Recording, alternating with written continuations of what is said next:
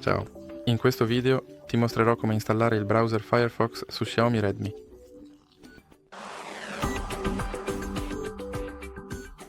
Per prima cosa devi assolutamente iniziare aprendo l'applicazione del Google Play Store e ora, con attenzione, clicca sulla barra di ricerca e digita con precisione Firefox.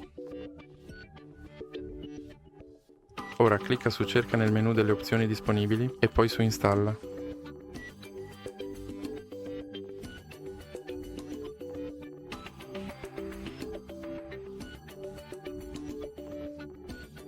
E qui puoi selezionare il tuo browser predefinito. Ora puoi aggiungere il widget di Firefox. Qui puoi accedere. Non ho un account Mozilla.